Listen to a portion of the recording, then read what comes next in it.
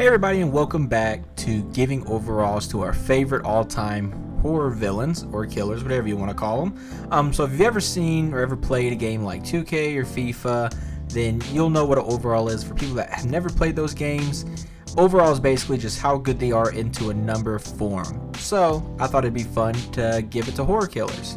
And we've already had one video before on something like this, so definitely go and give that a look. The 5 aspects that we're going to be judging our killers on and giving them the overall are going to be stealth, which is how stealthy they are, obviously. Mode of killing, so how they kill their victims. Background / personality, if they're a funny person, if they're a serious person, or their background.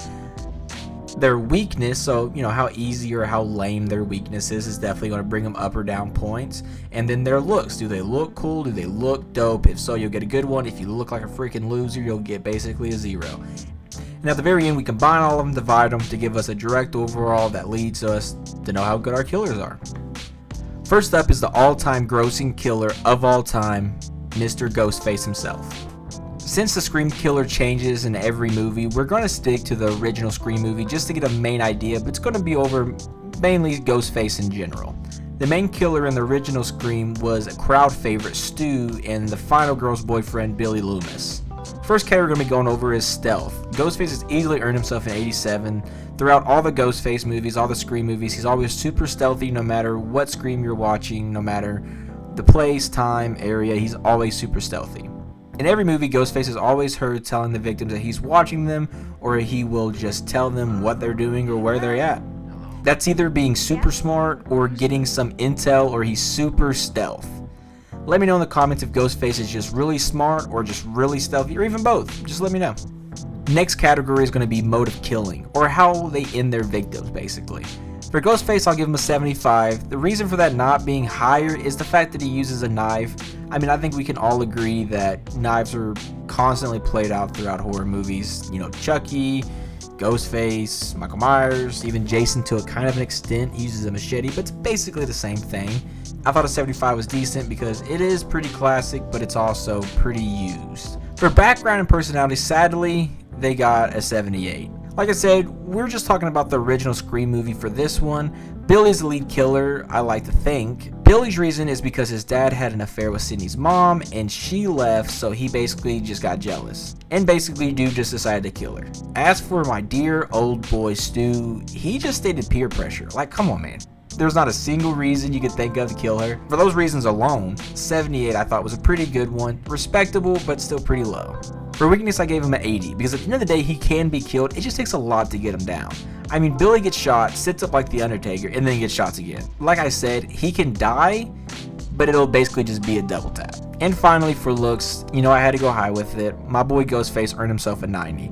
The mask is just so iconic. I have one or two of them just laying around in my living room right now, and you can't go to Spirit Halloween or any Halloween store ever without seeing one. And with them making new movies now, I don't see that ending anytime soon. In conclusion, Ghostface is full overall, got himself a solid 82. It's just him using a knife and, being peer pressured into killing that kind of drug him down, And now the prettiest woman there is Leatherface. Starting with the stealth, it's a 39. There isn't many moments in the movie that shows Leatherface even being moderately stealthy. The guy is known for whirling around a friggin' chainsaw. Next is mode of killing. After a long time of thinking about it, I decided that 88 would be the best for the chainsaw. Unlike a knife, the chainsaw isn't the most common horror flicks. Even if they are, Leatherface made it cool. Plus, the noise from the chainsaw itself may be the most terrifying part there is. If he came whirling a chainsaw at me, just the noise itself is making me dip instantly. For his background, I gave him an 86. His background is never fully clear. In one movie, he's a special needs son born into a cannibal family. In another, he's thrown away and rescued by a cannibal family. And lastly, he's just an escaped convict. The reason for the number being so high while some of the versions are so played out is because I think the fact that he somehow gets to be in a cannibal family is pretty freaking crazy either way. For weakness, we had to give my boy a 63. After rewatching the movies and doing a thorough research deep dive, whatever you want to call it, the main weakness I could find for Leatherface is literally small places or windows. I don't know what other weaknesses he would have without ruining his whole vibe, to be honest with you. But this one is definitely the funniest weakness there is, and that's why he got such a 63, because it's so funny, but it's so bad at the same time. For looks, I definitely had to go high. I gave him a 93. No matter what face he's wearing, he always has a matching wardrobe for all occasions. If he's wearing a nice looking lady's face, he's wearing a nice respectable suit. If he's wearing the OG face, farmer face, then he has a wardrobe to match. Might just be some scraps, but he still got it.